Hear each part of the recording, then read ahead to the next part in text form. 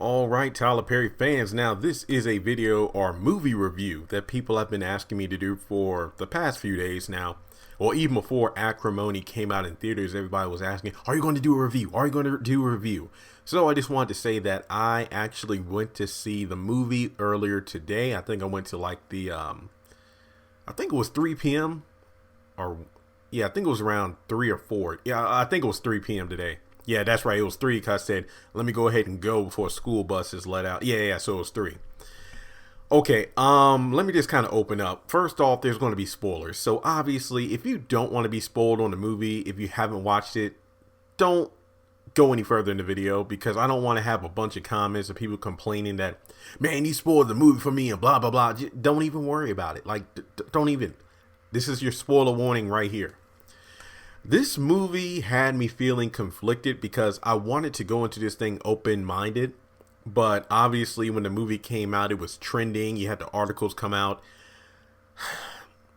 I have never, well, let me just put it this way. It's been quite some time since I've seen fans split over a film in quite a while. I mean, I'm not a Star Wars fan. I don't dislike the series, but I'm not like a bit like Lord of the Rings, The Hobbit, Twilight. I'm not fans of those franchises, but I do know like the recent Star Wars, they did a reboot. Fans were split about some changes.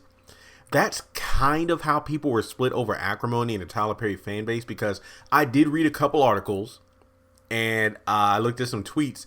Ironically enough, none of those articles or tweets actually spoiled the ending of the film.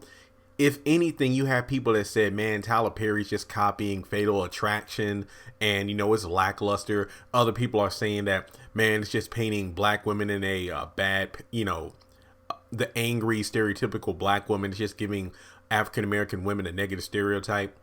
Other people have just said, you know, this is something that I wasted my money on. But I will say the ending is what really had people split. You had some people said they loved the ending. Some people said they hated the ending. But a lot of people did say on both sides that this ending was a bit of a surprise. So I will give Tyler Perry points for this movie actually having some different twists and turns. But let me just talk about the movie itself. What I did like is how they had like the different vocabularies of words coming up. Like acrimony obviously was I love how it was kind of like 3 to 4 different parts or acts, if you want to call it that, where Tyler Perry would have like a certain word flash up on the screen, then have the definition, and then that act kind of played it out. So it's almost like you were inside the mind of Taja P. Henson's character Melinda.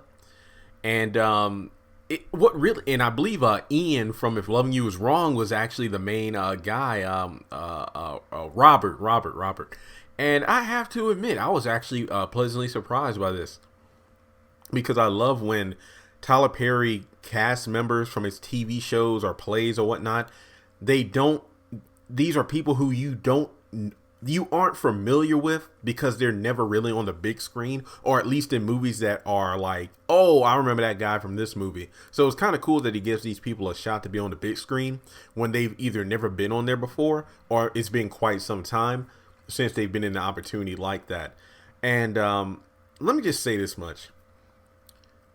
This movie had me conflicted because at first it's like, you know, the hell with Robert. He's just a hangers on. He's just like a leech sucking Melinda of all her money and love and stuff like that. But then as the movie progresses on, it's kind of like you want him to get what he deserves. But then when you see more into Melinda falling into her dark side, it's kind of like, okay, I don't know who I'm root. That's why I did like about the movie, because I didn't know who to root for. You know, at one point it's like, screw Robert. But then on another part, it's like, oh, okay, I see where he's coming from. He loved her. But then the invention thing took a lot of time and attention from the relationship when he's trying to be successful. And then at the end where she gets a divorce and comes back for revenge, and that leads to her demise. Here's the thing when it comes to this movie. When I first read the synopsis of the movie, it didn't spoil any big things. It just went over the basics of, you know, Taja P. Henson's character being an angry black woman, revenge, and all this good stuff. As soon as I read that, I wanted to not do this movie at all. Like, go see it. go do a review. I had no interest because I felt what we would be getting is the Veronica Harrington movie. Like basically Veronica Harrington from the Haves and the Have-Nots up on the big screen. That's what I thought it was going to be. You know how she's going after David after he's moved on. He has a new woman, that kind of stuff. It looks like a similar thing is happening in the film. That's what I thought. But what I liked is, you know, this movie had the different acts because you had Melinda and Robert when they were in college and how they met. And if I'm not mistaken, the actress that played young Melinda or young Taj P. Henson is the same actress that played young Cookie on Empire. That was another nice touch. And I think some boy actually accidentally knocked into her in the rain and they both dropped their stuff, like their books and whatnot. And then she started fighting him. So we got a hint of her angry bad side. You know how she has a temper. It's kind of hard for me to figure out how to do this review because even though it's spoilerish, I don't want to do a beat by beat, you know, breakdown of the movie, because what I really want to talk about is how this movie affected me as a black man. You know, that's one reason I didn't want to see the movie, aside from it being, well, what I thought it would be, just the haves and the have-nots on the big screen in regards to the whole Veronica Harrington and David storyline. I'm like, well, as a black man, do I really want to go to a movie with, you know, about a mad black woman? Is this Diary of a Mad Black Woman 2.0? That's what I thought it would be, but it really wasn't. It really wasn't. Another thing I wanted to talk about is the crowd. And if you know me, I've said it a few times before on the channel, I hate going to crowded places, which is why I rarely go to movie theaters. And the one reason I do it is because I hate crowds, because you got to make sure you get to a theater at a certain time so there's no crowd and you can actually find a decent seat. And then another thing is, you know, people getting up and walking around. Another thing is people just talk, people who talk to the screen. I hate that. But for once, I didn't mind it. I mean, it was people like, you know, girl, what the hell are you doing? You need to leave his ass. Whoa, whoa, don't look. I know you're mad, but don't be that crazy. I actually like that. I mean, the fact that the crowd was so integrated in the film, that was actually pretty good. And I have to say that since this movie really did portray, you know, mainly like a black storyline, you know, like a black woman that feels wrong, the audience I was in was mixed in terms of, you know, there was a mixture of, you know, blacks, Latinos, white people. It was a nice melting pot, if you will, in the movie theater. It wasn't like when I went to see the Boo 2 movie, when it was like me and maybe not even a dozen black people, but then it was mostly white people in the audience. No. This was definitely a mixed bag when I went. I feel like Robert's character, let me just kind of, let's try to make this organized, because I do have notes in front of me, but this movie, I mean, the fact that it was broken up into several parts, maybe I should do it that way. When you look at Robert, basically he's trying to invent some sort of battery, some kind of device. Let me see if I can. It's a rechargeable battery, and Robert is a felon. That's pretty much it. He's a former felon. Basically, Melinda falls in love with Robert. Apparently, when they met in college, Robert was living in his RV. So, wow. Yeah, so that's pretty much a sign right there that Robert is pretty much, I wouldn't say a deadbeat, but he's making the best of what he has. He's trying to go to get education and do this and do that. Allegedly, Melinda actually, wow. They start dating. They have a relationship. I'm trying to make it not sound cliche, but let me just go over it. Basically, Melinda does have money because she inherited a house and money from her deceased mother. So in a way, and you might hear me say this a lot in movie reviews, I kind of compare it to the TV shows. Melinda is kind of like Catherine Cryer. You know, she had a wealthy family. They passed and left her money. Okay, so she has house and money. She meets Robert, who lives in his RV. So in a way, Robert is kind of like Jim Cryer in a sense. But here's the main difference here. Unlike Jim Cryer, who went on to study and be a judge, he got help from Catherine's dad, went to law school, pretty much played the role as I have, and got to where he was today. Robert pretty much only stuck with, you know, this rechargeable battery, which isn't a bad idea. But what really got me is the fact that he kept trying to pitch the idea to the same company over and over again and kept getting rejected. And all the while, he doesn't work. He doesn't he doesn't look for another job to try to support himself. He just sticks with the battery idea. That's all well and good, but you're kind of sucking Melinda like a spider. It's like you're literally, she's the one who's working two jobs. She's the one who's paying for everything. I think at one point while they were in college, Melinda actually caught Robert cheating on her and literally drove her car into his RV. And as a result, she got injured to the point where she couldn't have children. And if I'm not mistaken, didn't what's her face from Diary of a Mad Black Woman, Helen, didn't she get to the point where she couldn't have children? I forgot why, but yeah, that was interesting. At some point, they reconcile and they actually got married. So keep in mind, they're married. Robert isn't working. He's still working on a rechargeable battery. And it gets to the point where he actually convinces her to mortgage the house. Melinda's house, the house her mother left her, was all paid off. Like, it was kind of like, again, the haves and the have-nots. Benny put up the mortgage for Candace. Robert pretty much smooth talked Melinda into doing the same to that house. And by doing so, it doesn't really work out that well. And it's kind of ironic because the woman that he cheated on Melinda with, I think it was Diane, they actually reconnected and they actually set up an offer. Oh, excuse me, Diane, pretty much the woman that Robert cheated on Melinda with, set up a meeting with her boss. I believe his name was Prescott at the company for the battery design. Robert got offered about $800,000. And the sad part is that money would have saved Melinda from losing the house because he wanted to hold out for a better deal. Let me just stop right here. When I was looking at the movie, I kind of laughed to myself because I thought, and again, this isn't me making light of the situation, but it is relatable to real life.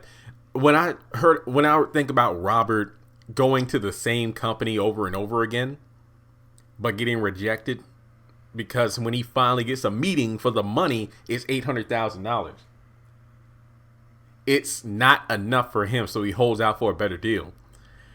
Doesn't that remind you of the Monique situation with Netflix? Like instead of, it was like, okay, $500,000. So instead of taking your special to like another platform like Hulu, Amazon, Showtime, HBO, Comedy Central, whatever, the different outlet, she was fighting for like more than $500,000. But the thing is, unlike Robert, it seems like, Monique didn't counteroffer or renegotiate while Robert did. So I just wanted to throw that in there. So, I did find that kind of funny. But overall, sadly, Melinda found out about the fact that he turned down enough money to save the house. And by doing so, it's like, okay, so not only do I work hard, you mooch off of me. When you finally get the opportunity, this is like a decade? I think about 10 years or so. Yeah, 10 years of Robert playing around with this battery or this invention, because the sad part is Robert actually wants to give a better life to Melinda. Basically, this battery blows up, in terms of being successful, he'll give her a better, pretty much upgrade, And, basically when Melinda finds out that he turned down the offer and then kind of reconnected with the same woman that he cheated on her with, she wanted a divorce. So afterwards, Robert, moved in with Diana, pretty much the woman that, set up the meeting. And later on, Prescott, I believe that's Diana's boss, reconsidered the idea for the battery, and Robert got a multi-million-dollar deal. And what's sad is, Robert accepts and uses that money to buy Melinda's home. But, Melinda tries to renew the relationship, but learns that Robert and Diane are now engaged. So she ends up stalking them, like destroying Diana's wedding dress. I was like, dang. I think she even walked into like the bridal store and took some kind of like peroxide or something like that and destroyed the dress. And basically, Robert, Diana got a restraining order. And by doing so, she's ordered to see a therapist, which we saw in the previews for the movie. Because my initial thought was, it'll just be a movie where she's in the therapist's office and we're going to do flashbacks while she's telling the story, which kind of was, even though it was set up in different acts. I did like the aspect of this woman was angry when the fact she remembers like every single day. And that's really crazy when you think about it. And I think what really set it off was when she found out that Diana was pregnant, then her mental state just deteriorated. So, I'm not going to lie, and this could be me being a theorist for the haves and the have-nots, it really makes me pay attention to the haves and have-nots more, because the fact that Diana got pregnant and Melinda's mental state just broke entirely. Will this be a similar trend on the haves and the have-nots? Like, if Erica gets pregnant and Veronica finds out, how far will she go as a result? Now, I'll get to Melinda's sisters towards the end of this video, because the sisters play a key role. Keep in mind. So to wrap things up, and this is kind of like, the ending or whatnot. Robert and Diane are finally married. They're on a yacht. Melinda freaking sneaks on board and Robert gets shot. And somehow Robert manages to knock her into the water and, tells Diana, get out of here, get out of here. So Melinda climbs up into the boat trying to finish the job, but her leg is like caught in an anchor chain and she's dragged underwater and drowns, and Diana returns to help out Robert. So, okay. Yeah, that ending was crazy because I felt for Robert as the movie went on, but like basically you go into this movie thinking, like Taj P. Henson's character, we're going to feel for her the entire time. We're going to see her gradually snap because acting wise, Taj P. Henson, regardless, she is like the it black woman when it comes to if you want somebody who can snap, like really put on a show, that's Taja P. Henson. Robert, I think he did a great job in the role as Ian. I call him Ian. I know his real name is Lakril Bent, but basically I call him Ian. I think he did pretty good as Robert, and I really like the fact that this movie really had you going both ways in terms of, am I on Robert's side? Am I on Melinda's side? So I felt like I was right in the middle. Like, I can see why every character felt the way they felt, because Melinda, even though I felt for her, like, let's not talk about the ending where things got bloody and whatnot. Let's just talk about the movie itself from like when they first met to when they got the divorce. I felt for Melinda, but here's my thing though. At some point, you have to realize this man is most likely abusing your kindness.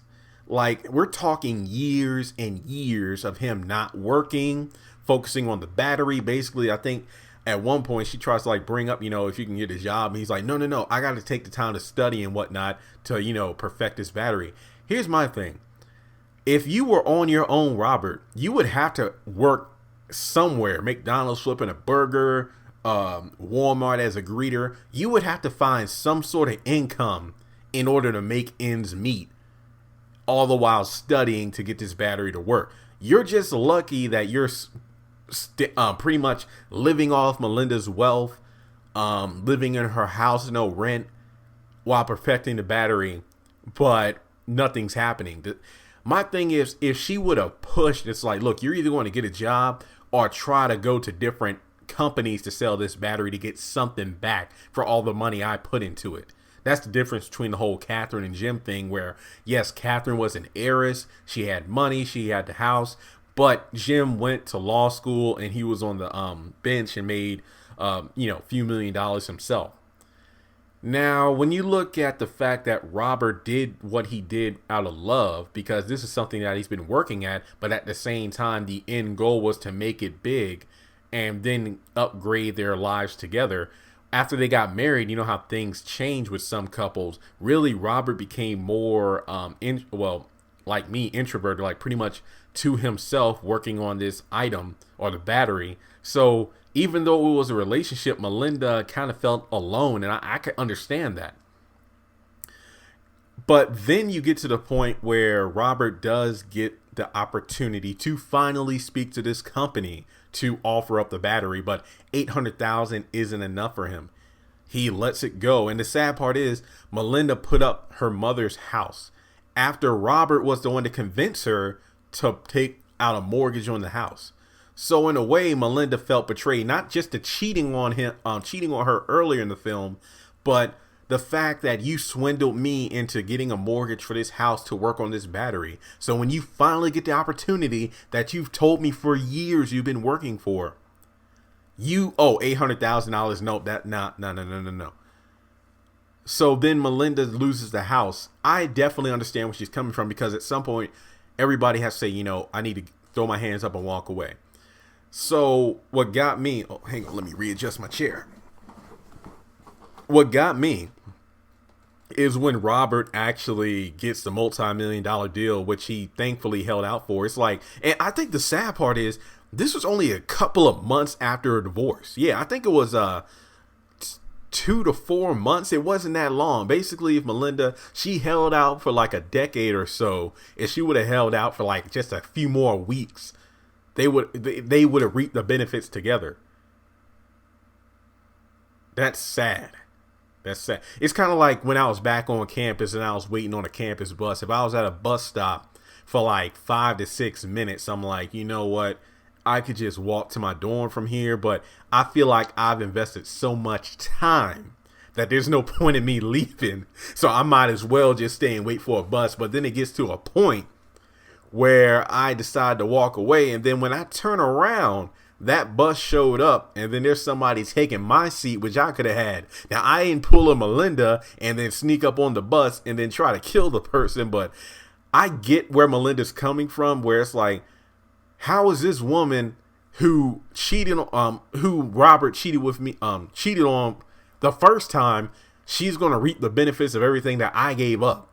So I can see why she felt entitled, but when you got that divorce, you pretty much cut all ties. And I think at some point, maybe it was when they were in court for the whole restraining order thing, she tried to make it seem like she should get half of the deal because they were still together. But the court took a look at the dates, and everything that Robert achieved happened after the divorce, meaning Melinda wasn't entitled to anything. So the fact that she snapped, that was just crazy. That's one thing I didn't like about the ending, because I felt like it was sad for Melinda, because this movie did have several different lessons in it. Let me just talk about the first one. Melinda's sisters, I think this speaks to, and I'm not going to lie, I need to do a video on this because while I was at home for Easter, I kind of went through a similar thing. It's when you have family members in your ear who are just around you in general, who bring you down instead of bringing you up, or don't support you. It's like Melinda's older siblings, I think she had 2 sisters, they pretty much just talked a lot of crap. It's like they really weren't in her corner for anything. And this goes, I'm talking like, her entire life. So when they were actually telling her about Robert, how you should just kick him to the curb, her staying with Robert wasn't just out of love, but it was also kind of despite the sisters. It's kind of like, let me prove you wrong by staying with Robert. Like, how dare you talk bad about my man? I'm going to stay with him. I'm going to show you he's going to be successful. So then after the whole divorce situation happened, it kind of flipped around because the sisters actually went to Robert to warn him, hey man, you might need to get like a restraining order because she's kind of, a little cuckoo for Cocoa Puffs at this point. So hence why they got the restraining order. So when Melinda actually went to the point of trying to kill them on the yacht, I was kind of like, well, that escalated quickly. But that really just goes to show you that you really need people in your corner. Like, what people say to you, you shouldn't let that bring you down. But at the same time, it's like, take what they say with a grain of salt, because sometimes when people scorn you, there might be some truth in it. There's a difference between people who put you down and hurt you, but people who actually care, they just don't know how to show it. I really don't know if that made sense, but it felt like Melinda really needed somebody in her corner. It reminded me of If Loving You Is Wrong, how Marcy, with the whole Alex having Randall's baby thing and then Randall's mom hating Marcy. There was nobody to comfort and console Marcy. She was by herself, which might be the reason she could have been the one to set shit on fire. Saying, hey, look at that.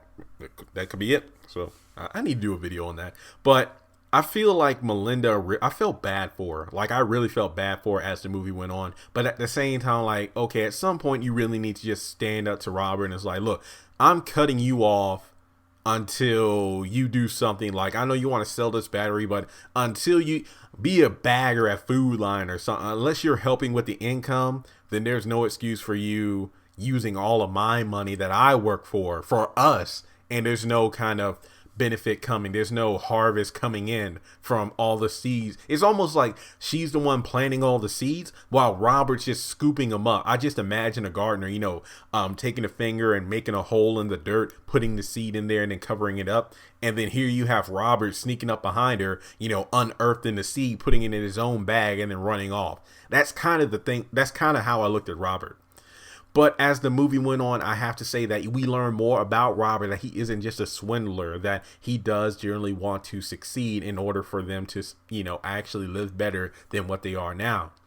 But that the fact that he got that offer but turned it down should have been I can see why Melinda left, because I gave up everything for you. It's like, I couldn't have children because of you, even though that was her choice to crash the car into the RV. I think Robert actually became more loving as the marriage started, but it's funny because after he apologized for cheating, he really didn't cheat again. It's just like he didn't have an affair with Melinda with another woman. It's kind of like he had an affair with his battery or his invention. It's like all of his time, devotion, focus, attention went to his invention. And as a result, Melinda felt alone, like she was being sucked dry while she wasn't getting anything in return. That was sad. So that's why it's better to be single than you'll be single and lonely, but it's better than being in a relationship and then feeling lonely at the same time. So, hey, but, another lesson here is, I feel like the core lesson here is, how far are you willing to go? Like, I feel like letting go is the biggest takeaway from this movie. Like, harboring feelings of anger, malice, jealousy, that doesn't, I felt like I've heard this on like either Tyler Perry or another movie or read in the book. It's like, or in church, it's like when you harbor hatred towards someone, it's like, what did they say? It's like drinking poison and then expecting the other person to die. It's kind of like that. As the movie went on, you saw that Melinda actually was killing herself, and that led to her demise. Like, pretty much her trying to get revenge is what caused her to die in the end. And that was really sad because I wanted some kind of, maybe not a full-on happy ending because that is a bit too cliche, but at the same time, there should have been some kind of Melinda getting her life together. You know what I mean? It's like, yeah, it sucks when the person you broke up with is doing better, but at the same time, you feel entitled. It's like, look, I was the one that stood by him. I was the one that paid his way from, when he was living in an RV to where he is now. And now this other woman that he cheated on me with to begin with is back in the picture. Nuh-uh, honey, you're both going to die. That is really sad. That's just really sad. I mean, and then for her to die like that, come on. It's just, I don't know.